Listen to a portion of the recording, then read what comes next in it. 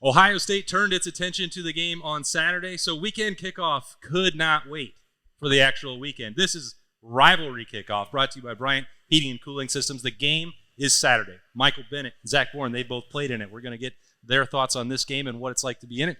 Bill Landis and I, Austin Ward, we did not play in it, but we've covered a few. That's good enough, right?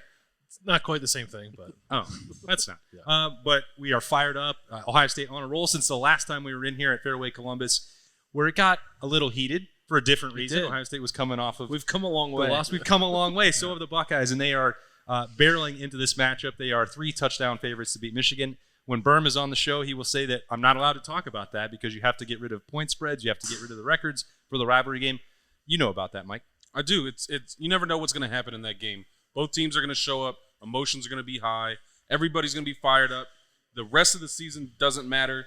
The season that's going to happen after that game doesn't matter. You have to handle business on that field, and you have to understand that you're going to get the best shot from the team that you're lining up against. Yeah, I mean, Mike just said it, but here's the other thing, and I don't know. You're my fact checker all the time, right? So I just let you cook, man. I know. So when was the last time this happened? Every player on that Michigan team has never lost to Ohio State. Yeah. Every player in Ohio State has never beaten Michigan. Like, when's the last time you've seen that?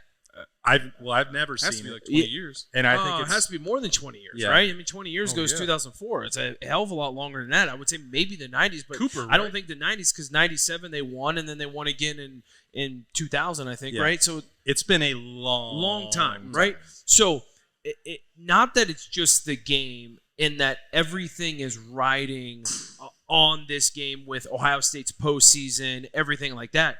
The other issue is just the pressure that this coaching staff, that these players are under. Like, they know that, right? A lot of these, none of these guys have gold pants, right? Mm-hmm. What's been the monkey on Ryan's back? It's been not being able to beat the team up north. So there is so much on the line this week, not only, like Mike said, not only for the postseason, but just for this program in general.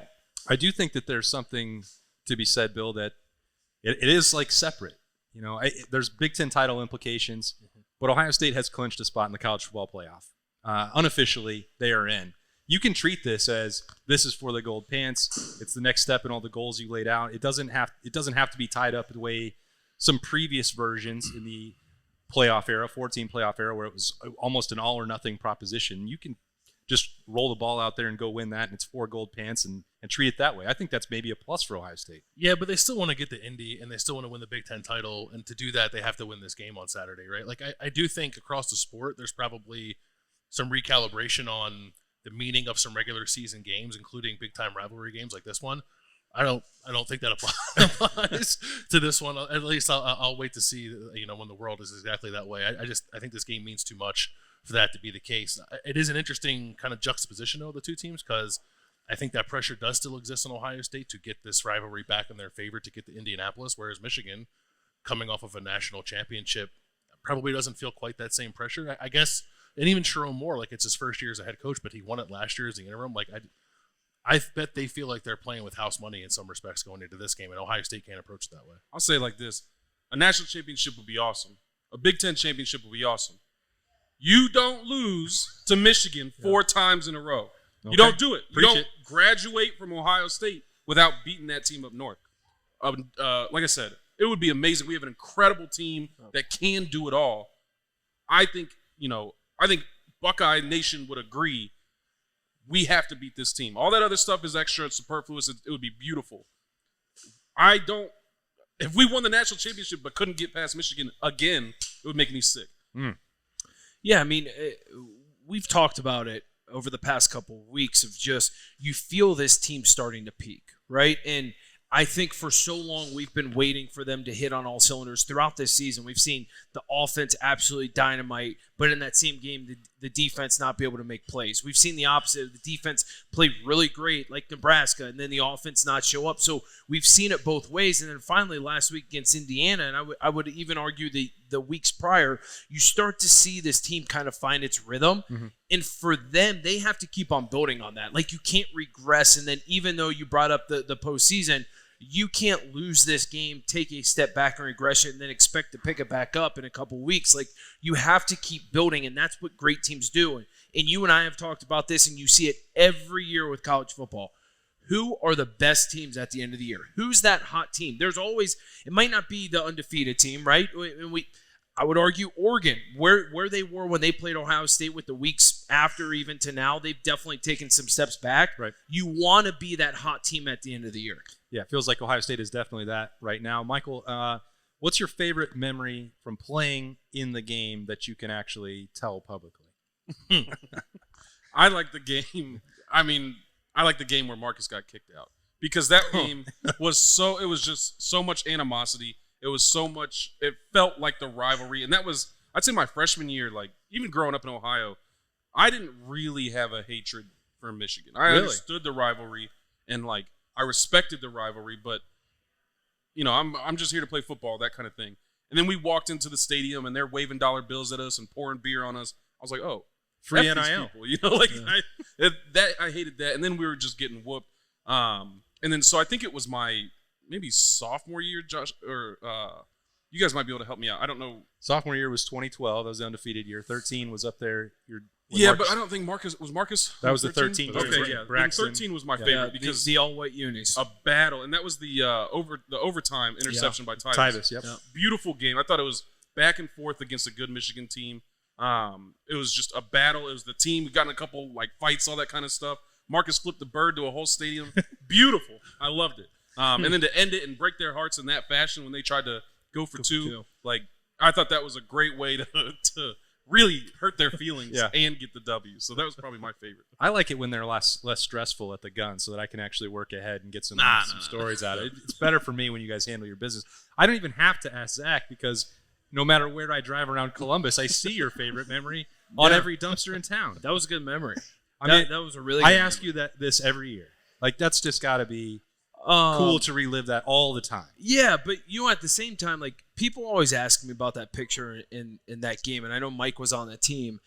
I would argue that's probably the hardest game I have played in my entire career, and not from an effort standpoint, just from like a emotionally going through that game. And why I say that is because when you come to Ohio State, the week of Thanksgiving is going to be Michigan, and then you've working for a Big Ten championship and a national championship. It's like I've never walked into a game ever in my entire playing career, even in high school, whatever, knowing like that's our last game, right? Like there was nothing. When you go into high school playoffs, it's like, hey, listen, I win and we advance, right? I guess state championship, but that's equivalent to national championship. And when we were playing that game, I just remember all the emotions of just how tough it was knowing like this is it. Like you never have that feeling where you're putting on the pants or you're in the locker room with those guys. You're like, guys, this is it. We win this game. We're turning our uniform, right? Like normally, if you're doing that, it's like, oh, they're gonna give you a trophy. We're at a big bowl game. We're getting a trophy or a national championship, whatever. So, I never really talk about that side of it, but I don't know if Mike remembers. It's like that game was so weird because you win, you go undefeated, and I remember the locker room and like everyone's crying, and you would think like it would be the greatest thing in the world, but everyone's crying, and then it went from everyone crying to then you shower up and then everyone's celebrating. You're going out and drinking a lot of these, right? and then everyone's happy. But everyone who hadn't been horrified by looking at John Simon's knee. Yeah, correct. That was a wild story too. Yeah. Like I don't know if people realize that the whole story. So I'll give a snippet of this. I said for public consumption. No, I know. But so we played Wisconsin the week before. We went into overtime. It was Monty Ball. That whole thing. We won the game. Well, during it, John like took a helmet to the knee, and he kept on playing as normal John Simon would do. Well, on the flight back, it's like your body's kind of swell up as it is. Well, his knee like completely swelled up to the point where he walked on the plane, and then when he went to walk off, he couldn't walk off. And like everyone looked at his knee, it was like purple and black and like yellow. It was like it was kind of hard. Yeah, it was the nastiest thing ever. So throughout that week, he's just trying to ice it, whatever. Well, gets to the point where they start talking on Friday, and obviously I'm talking to Johnny, and he's like, well, they think the only way I can play is if they get the fluid out. So they're waiting until the last minute. So Johnny wakes up at like 5 a.m. from the hotel, literally goes over to the stadium. He's on one of the like stretching beds in the training room, right? And they are doing a live surgery on him. He's not asleep. They can't numb him because if he's numb, he obviously can't play, right? And so they literally are opening him up and taking I wouldn't even know, like syringes and stuff, and taking all this fluid out of his knee. It was the wildest thing. They said they thought that if they would just cut it open, it would like Explode. It would come out. Yeah. But it was like Jello, and so they had to like. Yeah, they had to Oh. They had to use like suction, like reverse IVs, right, to try and like strain it out. Yeah. And if that And we didn't know he was playing until game time. And if He's a that doesn't different tell breed. you how much the game He's a means to different the breed. people in it, John Simon was willing to play on one leg Yeah. after emergency surgery. No doubt. Bill, you know ball.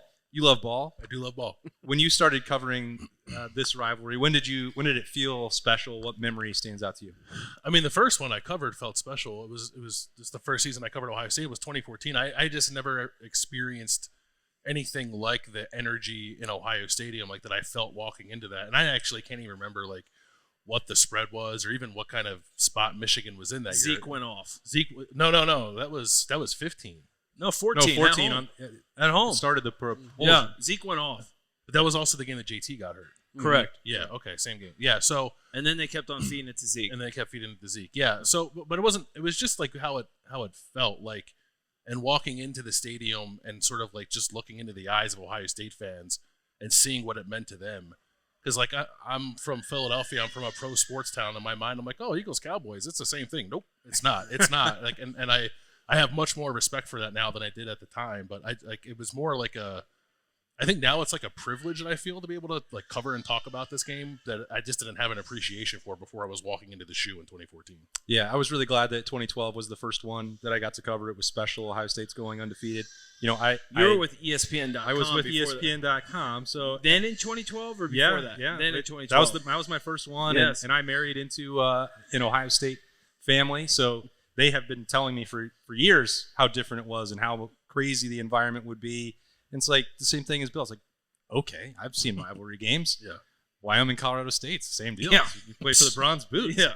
Now, obviously, I know that it was much bigger than that, but the same thing applies to that game. Like, I know that John Simon is getting worked on in the locker room. I know, Zach Boren grew up in this, in both sides of the rivalry, knows everything about it and like how much it meant to them. And the fact that it was another one of those games, it's like, well, the record didn't matter, the point spread didn't matter. It was two heavyweights that hated each other going back and forth. It was a great game. It was closer than I thought it would be. I thought you guys would win by more than 5, but that's set the tone because then you talk about 13 right after that and some of the others, the double overtime game and everything that's transpired since. Like, I mean, it's so hard to blow anyone out in this game. It truly is. And when it does happen, it's an anomaly, right? well, that's I think why there was so much celebration and like the emotion that seems to build up in the Horseshoe or the Big House when you see something like 2018 and 2019. It's like you're seeing something truly special because to knock your rival out like that is incredibly difficult because they're not going to stop. No.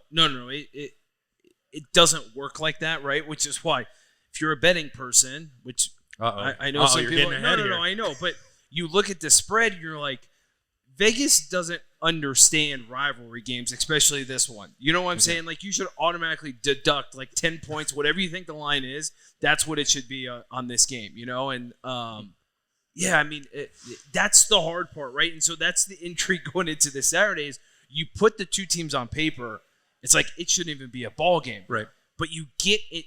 The ball gets kicked off, and it is. The emotions are too much for you to be able yeah. to measure that in past performance. Yeah. Like guys are just gonna do what they're gonna do. They're gonna get a little chippy. The other team's gonna have their egos in play. I talk about it every week about the mental component of football, and I think the rivalry games exhibit that more than anything else. Is there is a team that might not be very good because they're just not locked in, or they're not really playing for something in the regular season, or they don't believe this, they don't really like their teammate over here, whatever it is. You get to a rivalry game, all that is gone. And I think Michigan's not all of a sudden, they don't all of a sudden have bad athletes. So they might lock in, and we got to lock in too. But I will say, I feel like I've started to see that fire at Ohio State that I've been looking for, and I've been hoping to see. And like Zach says, it feels like we're peaking at the right time, especially with the mental component. I've loved what I've heard from the players in this week leading up. Like, they seem focused. They seem like they understand that this is a huge moment. Yeah, I think I'm going to get into some of that with the mentality of this team, and as we get into the Bryant Heating Cooling Systems hottest takes. You want to go first, Mike, or you want Bill to start? I'll go first. All right, good. I'll go first. All right. I think my hottest take is that I don't even know if it's a hot take. Okay. Will Howard is I might even say the front runner for the Heisman. Zach, what happened in here about 5 weeks ago? All I've ever said is that he's not a deep ball threat. That's all I've ever said. I think there was that hasn't changed. I think there was a healthy dose of skepticism last time. Where's Berm when you need him? No. All I've ever said is he's at the bar. He'll he's be not here a soon. deep ball threat, and I don't think that's changed. I stick by that. I think he, other than this Oregon quarterback, is the best quarterback in college football. He's going to be the most accomplished quarterback in college football because there's no way we lose to Oregon. There's no way. They got theirs early in the season, all the way on the West Coast. Congrats to them. Everybody will clap. We'll beat the brakes off them in Indy. Now we're getting spicy. Yeah. But if that happens, when that happens, you've got incredible with Travis Hunter. I think a phenomenal athlete. What are they going to do? I mean, they'll have a bowl game, but I think Will's going to have. He probably wouldn't play in one. Yeah, because he's got money to make. So I think just games played, success as a team, I think Will Howard's going to be the Heisman winner. Well, he's come a long way. Hey, over listen, here, hasn't we he? all make I've been mistakes. saying it all season. I've been saying it all season. We all make mistakes. A real man recognizes the mistakes he makes. That's all I'm going to say. I love it because we criticized a lot of things the last time we were in here coming into that Nebraska game, and we had reason to. But Will Howard has certainly proven that he's one of the best quarterbacks. Well, I think we said Will Howard was like the one shining light at that moment. That's And what I can still be critical. If you want me to be critical about him, I still can. No, it's okay. Bill's hot take. I just want to say so I wasn't on that show. The one before that, though, I said that Will Howard will start to assert himself as the best quarterback in the Big Ten, and I think he's well on his way to doing it. Well, that was a good hot take. Yeah, thank you. This is maybe obvious, although I don't know. So Biletnikoff final votes are due on Sunday, and we don't yet know who the finalists are as we're having this conversation. I'm assuming Jeremiah Smith will be one. I voted for him to be one. I think he will lock it up against Michigan. Okay. I don't think Michigan's secondary is very good, especially without Will Johnson, who decided a couple of weeks ago that he's too hurt to play. Mm-hmm. He's off. He's thinking about the NFL. That's fine. His whatever. pockets are swollen. His pockets are swollen. Their other corners have not been very good. Like, they've been a little hot and cold, but I don't think they can cover Jeremiah. I thought last week or this past week against Indiana, where Jeremiah did not get the ball a whole lot, was a preservation week for him if Ohio State could get away with it. Like, you have him out there because he attracts so much attention and it still opens everything up for you, but you don't want to overexpose him to hits if you don't have to because of how important he's going to be for you in the long run while he's still nursing that injured ankle. So I think we see a fresher Jeremiah in this game. I think we see a game plan that's maybe not built around him, but I think all the receivers are going to go off. I'm looking at a big day for Will Howard, a big day for Ohio State's receivers, but I think if there's any doubt across the country about whether or not a true freshman should win the Biletnikoff Award, Jeremiah Smith will erase that doubt on Saturday. He's pretty good. And he did not look like himself on Saturday against Indiana, and you can understand why. It was a really dirty play, and even still, when he got the end around and got up to full speed, it's like, how is he doing this? The guy is not from this planet. Yeah. But another week to maybe recover and get a little healthier, I think that's probably bad news for Michigan. Zach, you and I have talked. I'm gonna go because I'm gonna let you get worked up. Please, and thank you. Get it rolling. Well, I have so many hot takes. I know but you I'm just do. gonna I know. That's do why I'm one gonna that's clear super hot. I'm gonna So clear go the ahead. deck and let you go. Please. I love a team that is having fun and talking trash. Yep. And I know that's it's not for everybody. You and I have talked about this before. It's for me. It's definitely for me. And you say, oh, well, you want to act professional, keep it buttoned up. Like, what happens if you lose? I don't care. We're talking about 18, 19, 20, 21-year-old people. If you're not having fun, if you're not taking their souls, Mike, and if you're not letting them know about it, what are you doing out there? Like, they should be having fun. The Signetti stuff from Will Howard, I love it. Give me more of it. Yeah. Like, you don't have to maybe do it and give bulletin board material, maybe not this week, to go, get Michigan riled up. But if they're ahead in the fourth quarter and the spread is right, maybe put on some binoculars and look at the other sideline. I don't know. It's just an idea. Like, have fun out there. I think that there have been times in the last couple of years where Ohio State has gotten taken the serious approach too far, got into it in its own head, and when it would make mistakes, it didn't respond as well to it through the adversity. If you are having fun, you're like, no problem. I got you. We're going to go make this next big play. We're better than them. We're going to win the game. We're going to talk about it and let you know. I think that's the mark of a good team. I know that you talk trash when you were out there. I know that you talk trash when you were out there. I think the best teams at Ohio State have done that in a way that maybe they don't want to call attention to themselves. They don't want to face the scrutiny. If you say something and you don't back it up, you can't be scared of that. You can't be afraid to be great. Within the 60 minutes of a game, nothing's off the table, right? There's a difference between talking trash, having fun, playing with swagger within those 60 minutes, or run your mouth before the game and after the game, right? Like those great teams will talk trash during the game, those 60 minutes, tell everyone, hey, listen, we're coming at you. We're going to give you every haymaker that we got. And then after the game, guess what? It's buttoned up. We took care of business. On to the next one. Sure. And that's what you saw with this team on Saturday, right? All these hot takes are great, right? I could go on, and I think Will Howard's going to have a game to remember, and the legend of Will Howard is just continuing to rise. And, not many people have given him much attention at all when it comes to the Heisman Trophy. I think Saturday's game his performance will get him an invite to New York City. Do I think he wins it? No, because I think there's a lot of PR behind a lot of other guys. I could talk about Jeremiah Smith, could talk about the running backs going off. My hottest take, though, and I have thought about this, with the way this Ohio State defense is playing, they're going to give up less than 100 total yards on Saturday to Michigan. That's a hot take. That's a hot take. That's a good hot take. Hot take. I mean, it does help that Michigan with the inability for Michigan to throw the football, and then with the way that Ohio State stops the run, and they're very good at defending the run, it will put Michigan into third and longer situations. This defense figured out this past week how to get after the quarterback. They are going to do those same things. I see them getting a lot of sacks, a lot of TFLs. All of that will add up to, you look at the scoreboard at the end of the game, there will be less than 100 yards. That's why we let him go last. Yeah, I think it's I would love to see that. I could see like 150. I could see 100, less than 100. That's complete domination. That's like what they put up 3 points on the scoreboard. I was going to ask, is that a shutout? No, I don't think a shutout, because listen, you're going to give up yards. But like I said, you could give up. They'll get one drive. Yeah. That's all you get. That's all Indiana got. Look what Indiana got. What did Indiana finish with?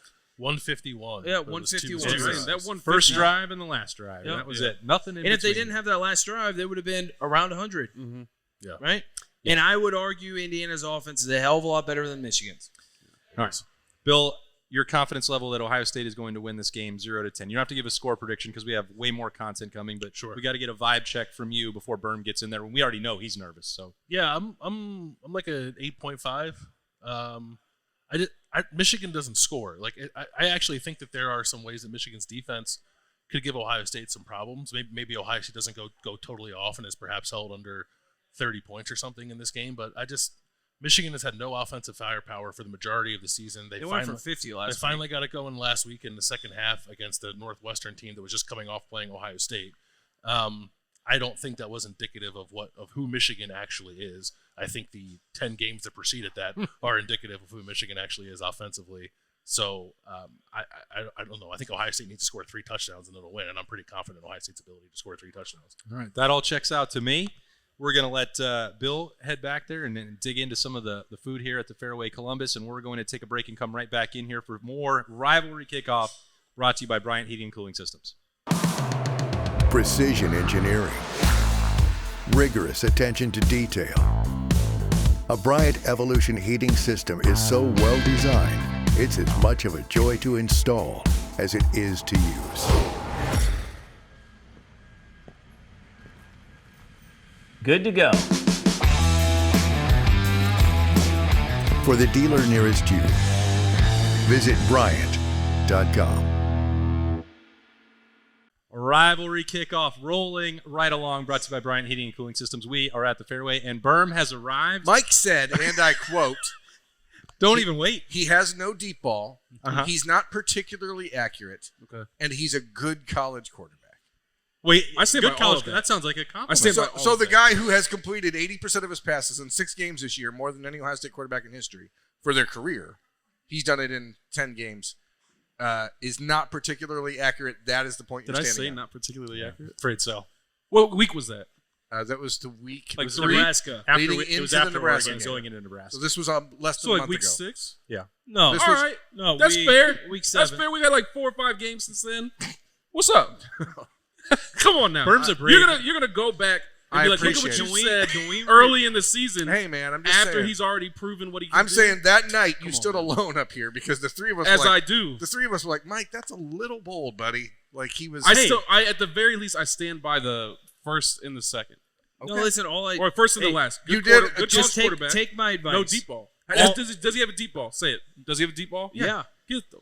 Yeah. You're gonna make me forget it's a family atmosphere. Yes. No, he doesn't. He also now, to your credit, you also said he's good enough to win a national championship for Ohio State. Yes. So, fine, but now you're saying, yeah. now you're We saying, left that part out. now initially. you're sitting here saying that he should be the Heisman Trophy favorite. Early in the season, you had Quinn Ewers, you had Jalen Milroe, and you had a couple other guys, Shador Sanders. You had a couple other guys. Wait. Are you not telling me you thought Jalen Milroe was more accurate of a passer than Will Howard?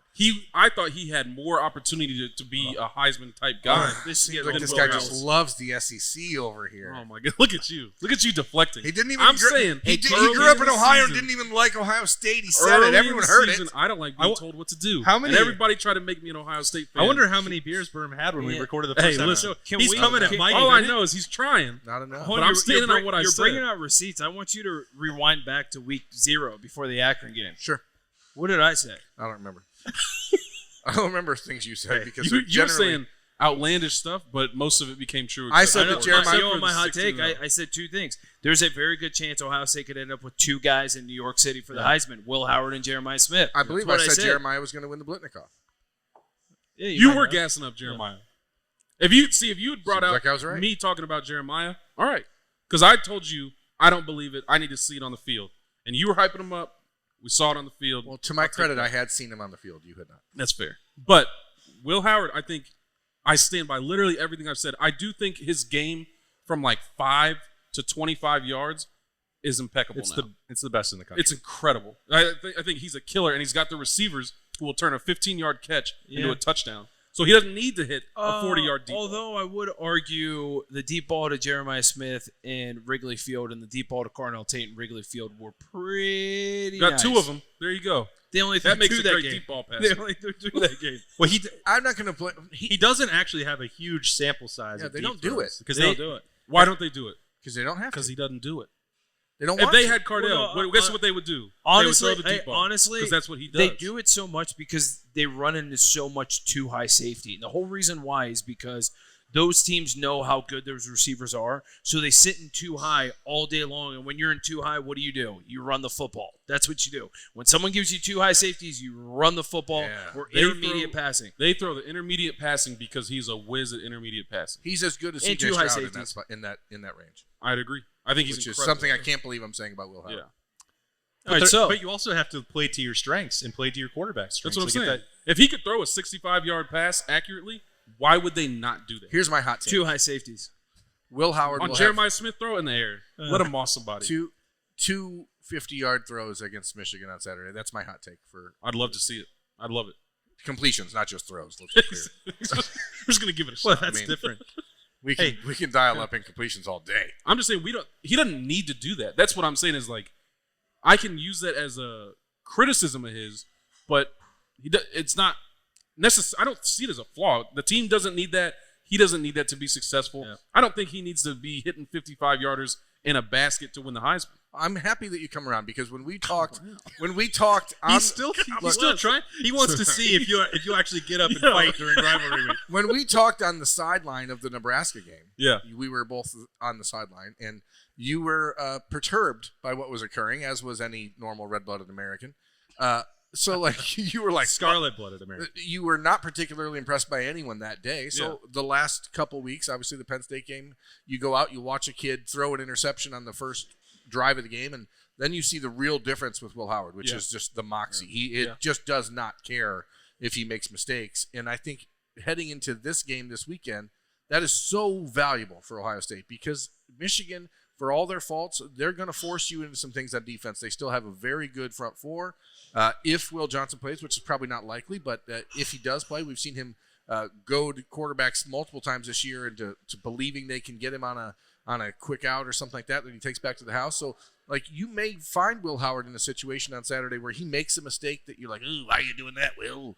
But then he gets to the sideline. Whose voice was I feel that? like he's guaranteed. Oh, it's Mick from Rocky. Oh, He's guaranteed It's Mick Marotti. 2 bad decisions a game. I feel like he's reckless. He's like Ben Roethlisberger reckless. He's going out there and he's playing. Ben Roethlisberger's Roethlisberger's try some a Hall stuff. of Fame quarterback. Ben Roethlisberger's recklessness can't is say a so. totally you different. can't win tonight. Can't buddy. win tonight. Yeah. They Hall want of me. Fame You guys are so upset. I'm Can we get a hot fan take of with Will Howard. recruiting? No, we're not talking about recruiting on this show. All right. Zach's trying to steer us back into a normal show here, and it's not going to happen. We don't talk about recruiting on a normal show. Yeah, that's It's true. Ohio We State, don't. Michigan. It's one of the biggest.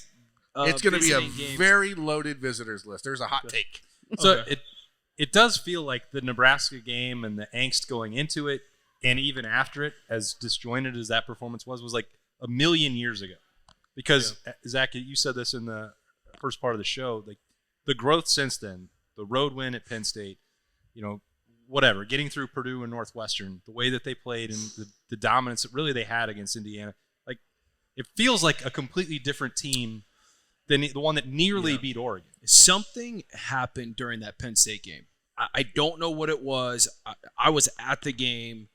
I could see it. I could feel it. I was right behind the Ohio State sideline. I don't know what happened. They obviously only won that game by a touchdown, but the feeling of that game is that they won by 3 or 4 touchdowns just with how in control they were, especially after going down 10 points, right? Yep. They were down 10-0. And there was no flinch from that entire sideline. It's almost like that brought them closer together going down 10 points. And they fought back. And like I said, they dominated the game from there on out, won that game, showed tons of emotion. And you've seen the trickle-down effect, what's happened, right? The Purdue absolutely thrashing. Northwestern, you go and take care of business at 11 a.m. in Wrigley Field, right? And now the Indiana game, top 5 matchup again, and you absolutely dominate the football game. And now it's going into Michigan and then Oregon and hopefully Oregon and Indianapolis. They just look so different, Mike, since you were on that sideline for the Nebraska games. Like, there's so much growth from week to week. That's why, every time I do these shows with you guys early in the season, I tell you, it's almost a good thing to lose early in the season because that adversity hardens you. That adversity builds that bond, brings guys together. And, for weaker teams, sometimes that starts splitting people up. That's not Ryan Day's style. So I didn't have any doubt that those kinds of experiences, a formative experience, struggling against Oregon, losing a game, having people talking trash about you because of the lack of success in big games, this is a team that's tasted too much defeat in crunch time. And I feel like that's what we're seeing on the field. That's what we're seeing in their interviews is like they're done with it. It's over. They've got great leadership of guys who haven't been able to get all the way across the line. This is their last chance, their last year. You got young guys who want to play for those older guys who are being taught what it means to be a Buckeye. And I think that is something that takes a season to grow, and we're starting to see that, like, really become their personality. And it's a perfect week for them to really show America and Buckeye Nation what they are. Mike, what happened 10 years ago? Just in general, Yeah, what happened 10 years ago? A lot of good memories. you win I the think. national championship. What happened 10 years ago? You whoop Michigan. It's true. You lose to Virginia Tech. no, I I'll don't take it I a can step just keep further. spitballing. Here's Which one am I supposed to say? Here's the correlation. You ready for this? Jalen Marshall and You- Caleb you- Downs. Yeah, you lost early in the year in a big game, right? Yep. Same thing as Virginia Tech and Oregon. You kind of putter through the middle of the season. Yep. You play Indiana in, I think both of them were in November, late in the season. It was the last time a punt return touchdown happened. Jalen Marshall punt return. Caleb Downs, the last time it happened, 2014 And the against Penn Indiana. State team the Penn State game Yeah. was similar. And then guess what? You beat Michigan, and then you absolutely whoop Wisconsin in the Yeah. Big Ten championship, and you go on. Ohio So State will make a statement against Oregon. I can almost guarantee that. They'll make there's a statement. lot of similarities. Yeah. Hey, I asked. We on Monday we did our. He had a lot to say a Yeah. second ago, and I thought he was going to. We did our Rooster show on Monday with Bobby Carpenter and Justin Mm-hmm. Zwick, and I asked those guys, and I wanted your opinions. You never lost to Michigan. I did. You did? What year? Freshman year. Oh, I forgot you were in the 2011 class. Yeah. I apologize. I thought you were younger for some reason. He's still trying you. You know what I'm saying? You look young. That's a compliment. So you guys were on that team that lost together in 2011. Okay, so Some good memories for him. how Thanks, much? Thanks, Berm. Well, look, Ohio State lost to Michigan twice in like 20 years, and Bobby and Jay-Z were on a team that lost. He to them, did the and exact you guys same lost thing to them, those too. guys who So- lost in 2003. Remember that You picked some real winners. Wild. Remember when you were in the Beatles? Are there any Ohio State players who want to join our crew that didn't lose to Michigan? Oh, I feel like my you gotta. God. I feel like you gotta feel that fire. Like you gotta understand. So, like I said, for me, I'm cutting you off, but for me, growing up, like I had all my friends were Ohio State fans, all that kind of stuff. But to get there and to hear the history of Ohio State from players' perspectives, to see the fans like when you're in it, it's a whole different thing. And then to lose, you feel like you let the city down. You feel like you let the state down. You can't do it again. Now, my question is, ultimately, you brought up earlier, like when was the last time there was a Ohio State team that hadn't beat Michigan team that hadn't lost to Ohio State? I mean, there was 2 7-year-plus windows in the 2000s where Michigan didn't beat Ohio State, so there was multiple years where they had players that never beat Ohio State. Or I was saying the reverse, though. Right? the last time that was like 88 through 93 or something like that. So it's been 40 years. I knew someone would have the fact. or 30 some years. I'm terrible at math. Doesn't matter. But how valuable is it, do you think, that this team's leadership core, like the guys like Will Howard, Caleb Downs, even Seth McLaughlin, who obviously not playing at this point because of injury, but are guys that haven't lost to Michigan? How valuable is it that they don't have the scars from the last couple of years heading into this weekend? Or how valuable were the scars? Yeah, see, I mean, or vice versa. Yeah, so that's the thing. I think it works both ways. Having those scars is definitely a positive because you felt defeat. You know what it's like going into that rivalry game, right? Like those guys, as soon as the game ended on Saturday, all those guys talked about it in media. Their attention turned to the team up north. You go in Sunday, and you and I talked about this Sunday morning on the show, is that Sunday's normally a relaxed day in the Woody. You go in, watch film, get treatment. You roll in their Sunday of Team Up North week, and the music's blaring. It's just a completely different feel. I mean, Time for War started playing up in the locker room on Saturday afternoon, like as we were walking out of the building. Right then. So going through that week and knowing how important this game is, and then you lose it, like it hits you like no other loss.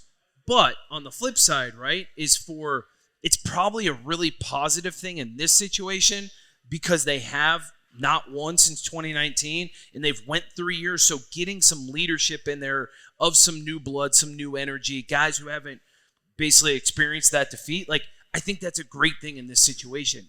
If they had just lost last year, I might say, oh, no, it doesn't mean anything. But in this situation, I do. And, I even tweeted it out, and I'm terrible with Twitter. It's called X now. X, sorry. I never post anything. But when I saw the clip of Will Howard after the game against Indiana and talk about this game and talk about when he came here on his recruiting visit, when he went in the portal, and this is the game that they talked about. And then he starts referencing all of the guys like Jack and JT and Emeka and Travion and all those guys who came back to win this game. I'm like, this guy gets it, right? And then he even took it a step further and was like, I know the pressure that Coach Day's under. I know the national media that's been after Coach Day because of this game. I'm here to take all of that out, to prove to people that Ryan Day is the best coach in college football, that these guys did come back for a reason. Like, when I saw that, I'm like, I could not give more. My quarterback. Right. That's like, my quarterback. You start getting emotional. As you've always said. Yes, I've always said. I'm 100% with you, Zach. I think it's a great combination of, because I think the scars, they harden you. I think they fill you with that anger and that hurt that makes you better at football. And you've got a team full of seniors. I mean, you got a team full of guys, but a whole bunch of seniors who chose to come back just to win this game and, maybe accomplish some other stuff. But I think a lot of it was for this game. And they're going to have that chippiness. And then you're going to have some of these other guys who have developed into leaders who haven't experienced that environment, who can kind of not offer a different perspective, but sometimes the scars can be a little too much. You get a little too emotional. You get a little too fired up. It's pressure. It's built pressure. up You pressure. lose the focus. That's what we've seen out of Ryan Day the last couple of years against Michigan. And I believe it was the famed thought leader, Papa Roach, who said, the scars remind us that the past is real. There you go. Wow. Couldn't have said it better myself. That's deep, folks. Remember that. Shout out. Papa Roach. Wow. All right, wait. Poet laureate. How are we supposed to follow that? How do I follow I don't know what you were saying anyway. It's funny. We were walking out of the stadium on Saturday talking to Caleb Downs, and obviously he comes to Ohio State as a transfer from Alabama. He's got Michigan scars. When he visited, his final visit to Ohio State as a recruit was the 2022 game against Michigan. And I contend very strongly that had Ohio State won that day and had the defense gone out and put on a show, I think he would have signed with Ohio State instead of Alabama at that time. But he didn't. And that game, he was walking off the field. I remember I took a picture of him, and I was like, that kid is not coming to Ohio State because the defense it felt like a fraud at that time. And then he said, yeah, and they beat me last year. So, he's got a little team up north. Yeah. He wants to get revenge, and so he's got that part too. So we'll see if that happens. Let's get more into the game with the Bryant. We talk about more Papa Roach? Or? No, I think we've probably reached our quota for the year on that. Probably going to get a strike from YouTube for bringing up their lyrics. I didn't sing it. I don't know. You have a beautiful voice. Thank you. The songbird of our generation. That's what I've heard. Bryant Heating Cooling Systems, whatever it takes. Berm, you kick it off. Position unit player, somebody that's got to emerge, do the job on Saturday. I mean, I think there's obviously a number of paths to an Ohio State win because the roster is more talented. Michigan is very one-dimensional offensively. But since you're letting me go first, it's going to come down to the defensive lines. And you see how he looked at me? We can go to the parking lot. Take that away from you. It feels intentional. I really wanted to. I'm trying to get Mike to expand his repertoire here. He's going to expand his fist into your face. Is what's going to happen. I want him to talk about something other than the defensive line. So to me, that's what I do. Whatever defensive I'm line gets more sacks in this game, I think sets the tone. And Michigan is going to try to do one thing, and that's get pressure on Will Howard. It is what they do well on defense. There are some questions in their secondary. Their linebackers are good, but they're not particularly adept in pass coverage. They are just downhill guys. So Michigan's going to come with a lot of pressure, and that is the way to get Will Howard skittish. We saw that against Indiana with the interception. If there's just a little bit of push up the middle, and that's where Michigan's strength is with Kenneth Grant and Mason Graham, that's what they're going to do. So it comes down to the trenches, as always. He took both defense. Yeah, I was about to say, you don't get to take both. That's cheating. Too late. Because I'm taking the other side. I'm taking the This other game is always decided by which team runs for more yards. I don't know that has to be the case on Saturday. I think Ohio State could lose the rushing battle to Michigan and still win this game fairly handily because the Buckeyes have the ability to throw a forward pass, and Michigan is does that not. important? I've heard. Okay. So, but no, it's about that front four for Ohio State. It's Tyreek Williams and Ty Hamilton, Jack Sawyer, and JT Tuimoloau. If they can just make sure that Cody Simon and Sonny Styles have clean shots on Khalil Mullings and Donovan Edwards instead of being beaten at the second level, which is what Michigan does very well with the offensive line or has in the last few years, then I don't think that Michigan's offense can make this game interesting. Yeah, I agree with everything Berm said. And like I said, I'm just going to take the other side. Ironically, I was going to take the other side anyway. As you should. I think our O-line is the game changer in this game. I think our D-line, everything you said about the D-line, I really want to talk about Do but no. You're the expert. Genuinely, the O-line, I think they've been strong this season. We've been faced with some recent injuries, and that's always, late in the season, it's really the healthy team that's going to go the furthest. But this O-line, this game specifically, Berm already said it, the trenches decide this game.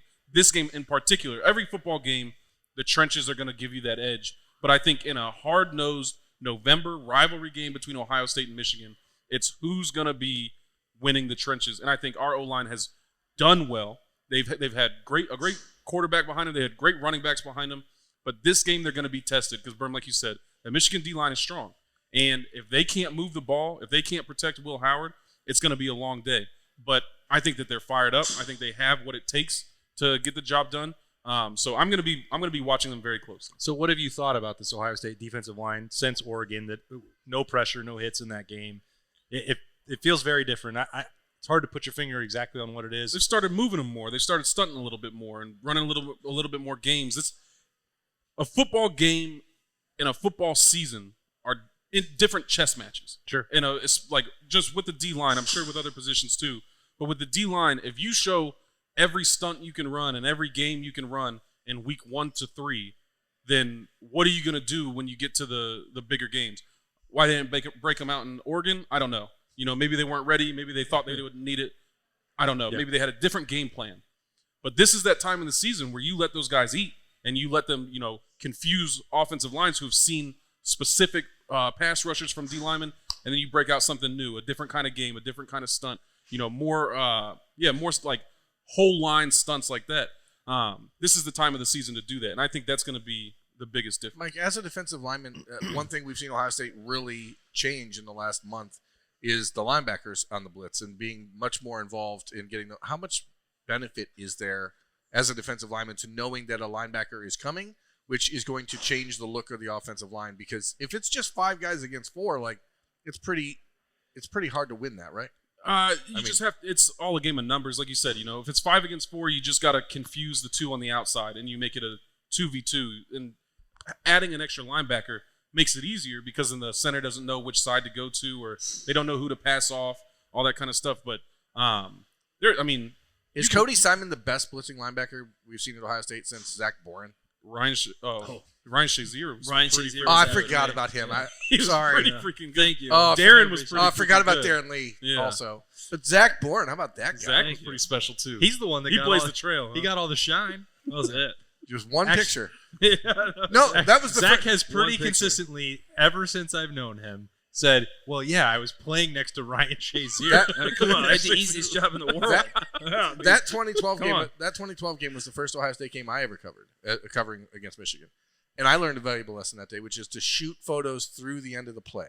Because I was at the 35-yard line on the Michigan side when you hit Devin Gardner on that sack. And you didn't take any And pictures. I stopped right as you were getting up from. So I have a photo of you like crawling up over him, but not the pose afterwards. You were literally looking. Then right he at started me. looking at it, And I was like, "Did I get it? Did I get it?" Oh and no! then I saw. I mean, I was right You would next to own the guy. 50% of Boren Brothers.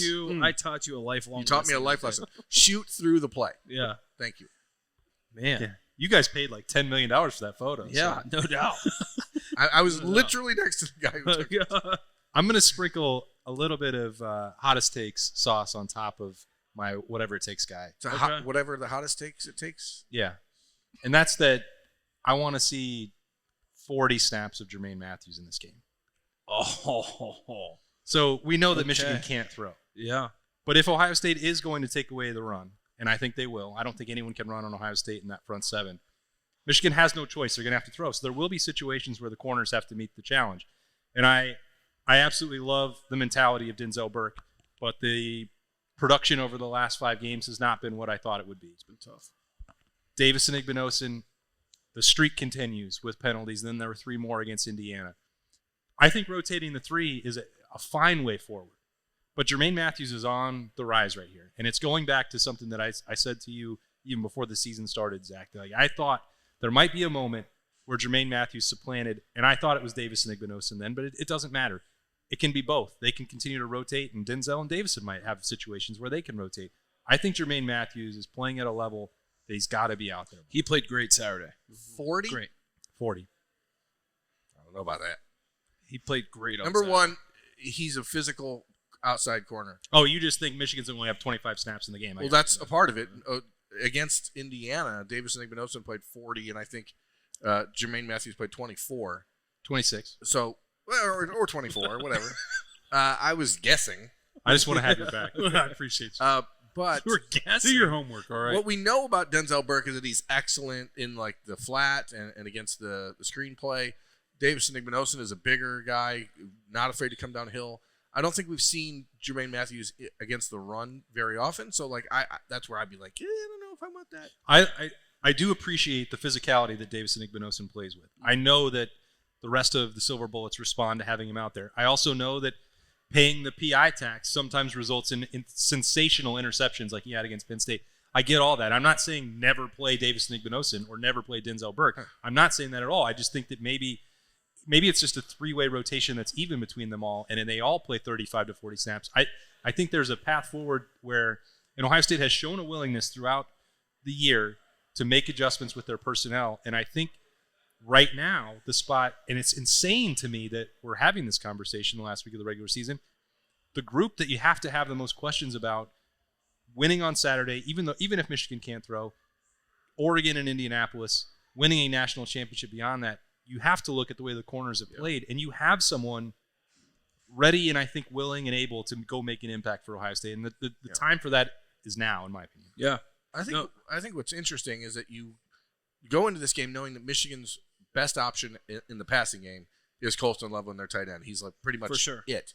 He did not play the second half of the Northwestern game on Saturday, and Sharon Moore said he seems like he's trending towards playing. But like this is a game where Ohio State is not going to have an extra corner on the field a lot of times because I don't think that it's even a heavy Jordan Hancock game, which it should be because he should never come off the field. Him and Lathan Ransom should never be off the field for Ohio State. I'm pretty firm on that. But we watched as Lorenzo Styles comes in multiple times against Indiana, and Lathan comes off the field. Like in this game, didn't love that. In this game, you have to have Lathan, you have to have Jordan, you have to have Sonny Styles because these are your tacklers, right? You got to have Arvell Reese. Right. These are the guys, when they hit you, you go down. Yeah. You have to. I agree with you. Listen, all your guys is do whatever it takes. Great. But you guys are all wrong. Love it. Because you want to know why. Tell us. It Enlighten us. is It'd be a the bad Ohio show if State, you didn't tell us. It is the Ohio State-Michigan game. Uh-huh. Everyone has to do whatever it takes to win this football game, right? Everyone. The ultimate cop-out. This takes the entire team. And I could talk about defense line, and I agree with you guys. I could talk about the offense line. I agree with you there. I could even take it a step further that say, hey, listen, these linebackers have to play. And why Cody Simon is not up for the Buckeyes Award, I have so dumb. No idea, right? That might have been the best performance from maybe ever that we've seen in Ohio Stadium. 10 tackles, 2.5 sacks, 2 tackles for loss, forced fumble. Like should have had a fumble recovery. Yeah, should have had a fumble recovery. I don't know a stat line from an Ohio State linebacker like that. It's been a while. Probably since Zach Boren. No, I never had a stat line like that. Nope. But made a lot of tackles. Those guys are gonna those guys are gonna play a lot of meaningful snaps, right? We talked about Arvell Reese seeing a lot of time this game. Linebackers are huge. We've seen it the past couple of years where Michigan has gashed this Ohio State football team, and it all came from linebackers not filling their proper gaps. Those guys have to play huge. We can talk about the DBs because guess what? Ohio State's going to bring guys in there. There's going to be a lot of man-on-man coverage this week, right? We talk about Caleb Downs.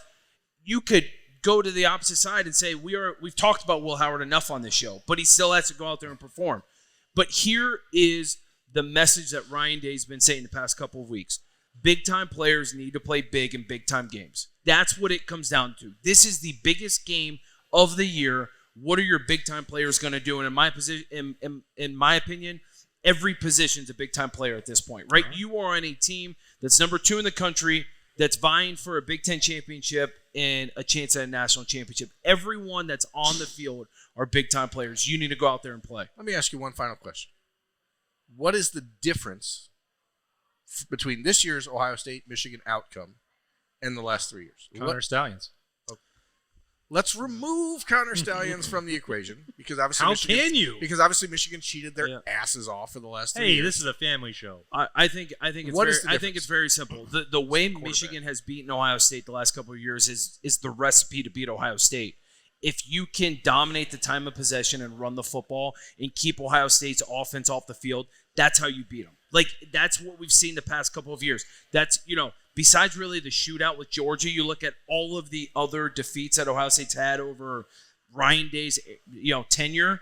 It's because they have not been able to get off the field from a defensive standpoint. Yep. And so that's what Michigan's been great at the last 3 years is they ran the football. They were very physical up front. They had very long drives. Heck, I remember vividly, right? Ohio State scores last year to, I think, be down 3 points or something like that. Yeah, There's 9 minutes. There's 9 minutes left on the clock in the fourth quarter. All you have to do is get off the field. The Ohio State offense was hot. Marvin Harrison was going off. And you could not get off the field. And so that was the biggest difference. So who's the difference now?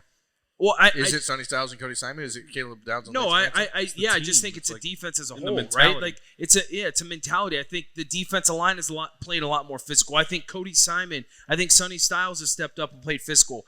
And then come on, like look at the safety play. Yeah, I think it's the safety play. That's why I'm asking this question. No, because I think the difference is last year Lathan Ransom was out, did not play the Michigan game after hurting his foot.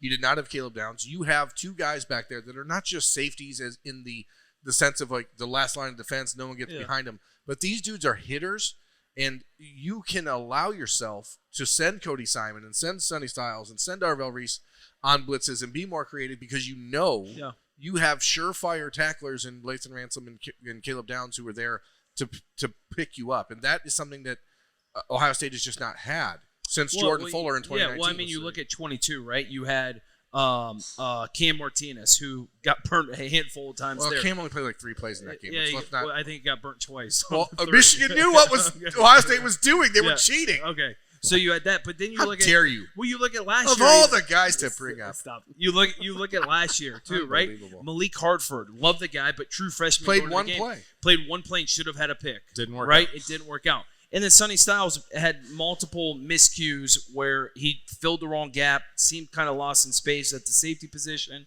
So, I mean, having those guys, it's such a good safety blanket. This is the first Ohio State defense I've seen in a decade where I felt like there's no weak spot. There's no position where you're like, God, I wish that guy was faster. No, I wish that guy was more physical. I wish, this guy could cover. Like, I think across the board, I could argue that there's one weak spot. I'm not going to put him on blast. I think you guys know who's been underperforming throughout the season.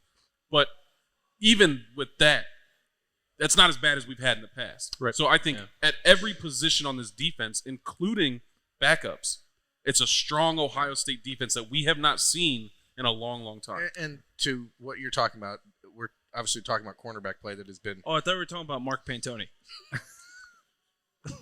cornerback. Look at him Recruiting. double check the camera. Cornerback play has been suspect at times, but as we've talked about leading into the Indiana game, like it has also been a byproduct of quarterbacks against Ohio State who have been just unbelievably Throwing accurate some really good and passes. receivers who have made incredible catches. Michigan has not done that this entire year. So if they come out and Davis Warren is playing like Dylan Gabriel on Saturday, like it doesn't matter what Ohio State does, because if he all of a sudden takes on a different life form, then it it is what it is. But Well, that would be the rivalry effect. that's the rivalry effect. That's exactly right. That's what they call it. That's Mike, science. Mike, what's the score going to be? Ugh. I think we're gonna beat the brakes off 'em. I think it's gonna be a problem. I think I'll do, because of all of the animosity and bad feelings, I think Ryan Day is gonna keep the foot on the gas. 45-10. 45-10. And that's like, So they do. I cover. get the rivalry. So they do cover. I don't even know I don't look at the The betting line is 21. 21. Listen, I know the whole rivalry thing. It's okay, Mike. We only talked about it like 10 minutes ago. I can only picture losing to this team 3 times in a row, not having gold pants. I mean, either I win the game by 30 or I go to jail. So I'm gonna go with win the game by 30. Straight to jail. I love that. Okay.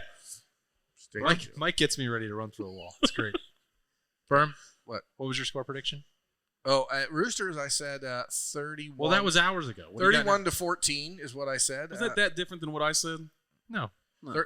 31 to 14 versus 45 to 10 It's the is same. It's just a couple touchdowns either way. fairly significant difference, actually. Like 3 possessions. I can't wait for this show to end with you two just. That, I mean, we got a you're spot in the parking lot. you're for- saying that that Michigan loses by 2 times as many points as I say they would lose by. That's bad math. So that's pretty significant. He already said he doesn't do math. Yeah. Is your 17 score? minus- Have you changed your score? 35. It's a I know. vibe check. You said 35. I'm saying Leave him 17. alone, Berm. That's more than double. Yeah. I'm seeing Zach, red. you said they're not. Am I going crazy here? 31-17, 31-14. Give me 31-14. I'm going to stick with it. I think that's where it is. And how many commits? 31 to 14. That's a lot of commits. That's a lot of commits. Zach, what's the score? So much of me wants to say it's going to be something along the lines of, kind of what we saw with Indiana. But I do have a lot of respect for Michigan's defense. I think their front four probably is going to be the best front four that this Ohio State team has seen all year. Grant, Graham, the 2 edges with Stewart. They're really good. They get after the quarterback. I would love to see Ohio State put like a 40 spot on these guys. I just don't know if that's going to happen. I called the Indiana game 42-17, and I was pretty damn close, right? Pretty damn close. I'm going to go 27-7. 27-7. So they have less than 100 yards, but they do score a touchdown. Score a touchdown, correct? On the first drive of the game? No, it'll be late. Last drive of the game. Yeah, sometime in the third quarter. Ohio State's given up 9 points this season in the third quarter. Ohio State has? Yeah. No We touchdowns. almost every game we get scored on first, don't we? Yeah. They just play at a different They tempo. are a great live betting team. When the line dropped to 4.5 last week, I hope people were paying attention because that was free money. Berm was. I was not. I was on the field.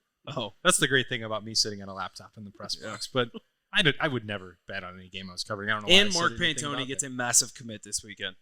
That's also That's a bold my prediction. score prediction. Ohio State's going to win this game 37-10. You can mark that one down. It is going to be a cover. And then all of the bad juju will be gone. Ohio State's going to get their gold pants. Are going to get back in position to go to Indianapolis and win the Big Ten championship next week. We're going to skip ahead to that. They're going to beat Oregon, too. I think Mike Bennett is right about that, as he is about everything. Yes, I can't right. remember him. I would ever. like to say last week I predicted the score was going to be 38 to what was it? It was 15. You said 38-15. That's right. What did they? It was They won by 15? 23. I think I said 38-16. I thought it was going to be some weird. I thought it was going to be some weird score in the middle of 10 and 20. I So, hope you're right. I think we're going to. They do have a good defense. but I think- 16 is not in the middle of 10 and 20. 15 is. Hey, Burn, come on, man. Here Don't we make me- go. Come on. Yeah. I'll put on a show Hey, for these hey, people. Listen, I hope you're right. He's ready for the ride. I would love to see an absolute just can of whoop, you know what, Yeah. on them. I don't think. So going into like how Michigan's been beating Ohio State, that was coming off of years of being the little brother. Now all of those people in Michigan have beaten Ohio State. I'm sure that they can still get up for the rivalry. They're not as good as they were. They're disappointed throughout their season. I Plus think all the mental cheating. component. Now they don't have someone cheating. I think the mental component is not on their side. I think the physical component is not on their side. I think the coaching staff is not matching up against ours. Like, they might have a great D-line, all that kind of stuff. I don't think it's going to be enough to stem the flow. Here's one thing I'll add before the show's over with. If Ohio State has the opportunity to run up the score, Run it up. I hope they run it up. Run it up. I'd be stunned. I gotta be saying I'm pretty sure they will do that. Yeah, run it up. I don't think there'd be any hesitancy to do that. What did Urban say? Put 100 on them? I mean, Run it up. Or is that Coach Day? if you wanted to tack That's in, Ryan that was Day. Ryan That was Day. Coach Day Yeah. after. What he would have done in 2020 had they had the chance. They would have won that game Put by 100 100 on 'em. Yeah. And they took an extra touchdown against Indiana. If they're willing to do that just because Kurt Signetti said that they sucked, imagine what they'll do to Michigan on And I love Saturday it. in the game. And I'm here for it. Yeah. Bad blood, that's what it's all about. But we're going to find out Saturday. It's a big noon kickoff, of course. It is on Fox. Can't wait to be in the horseshoe for this one. It is my Can I take one more Of hot course, take? Zach. Go One more- ahead. Come on, let me extend We the got show all the time for in one the more world. minute. One more minute. I'm All the- definitely all- not one more. wrapping the show up. I know you talked about big noon kickoff. Just one, not even one time. I think there should be a petition that moving forward, this game should be a 3:30 game. I just do. I think it should be a 3:30 game. 3:30 is the best time slot, especially late in the fall. It's early or it's light out at the beginning, halftime, lights come on. Like the 06 3:30 game, I bet if you were to take a poll of 100 Ohio State fans, that game, if they were there, would be one of their all-time favorite games. And it's just the aura of that game, the lights on the, scarlet and gray, maize and blue. Like, that game should be 3:30. Stop with the noon stuff. And I know they agreed to noon however long ago because they're like, oh, the hatred and the animosity. You don't want it to build up. You're the safety of the players, blah, blah, blah. Safety of the fans. Yeah, come on. The amount of cars. listen. I'm saying the safety of the fans from the opposing No, I know. team that's Being there, rolling into town. but come on, with the way social said, "We're not media is worried and stuff, and phones and all that, like, come on, all that stuff's recorded. Like, no one's gonna do anything stupid. I agree with you. 3:30 would be good, but that 2006 game was an anomaly. It's 1 versus 2. It's 40, I know, but it should 42-39. It's like one of the greatest games in the history of college football. I'm just saying in general, like, and no one got hurt that day either, did they? That's debatable because I watched Ohio State play a month later and it looked like everyone had been hurt. For Stop it. Well, I'm glad we got It to should that. be 3:30. Ending on a high note. that Do banquet, you guys that disagree with banquet me? season. No, I that, disagree. That 3:30 banquet is season was rough for Ohio State, and I think it's because of 3:30 start. That's what I happened. think everybody's tired of seeing big matchups at noon. Especially now it's on CBS is involved. Let's just take it over. Yeah, Maybe let's- they. Okay, here's my hot take. CBS no is other good. game should be played that day. Just Ohio State, Michigan. Stop. Like Army Navy. Stop it. 3:30 CBS for that game would be. You know what? Michigan shouldn't be allowed to play in this game. Do you guys need me for this or? No, we're good. Okay, Wrap all it right. up. Hey, I had a great time. Again, I love to do these every single time there's a huge game to roll around. They don't get bigger than this. Thanks to Bryant Heating and Cooling Systems for having us out here for a rivalry kickoff. Appreciate the Fairway Columbus for hosting us. As that weather gets bad, you want to come here. I promise you will not find a better golf simulator and combination of food and drinks. Come hang out here. Thank you to Michael Bennett. Thank you to Bill Landis, Jeremy Birmingham, and Zach Boren. I am Austin Ward. Have a great week. Have a happy Thanksgiving, and enjoy the game on Saturday. We'll see you there.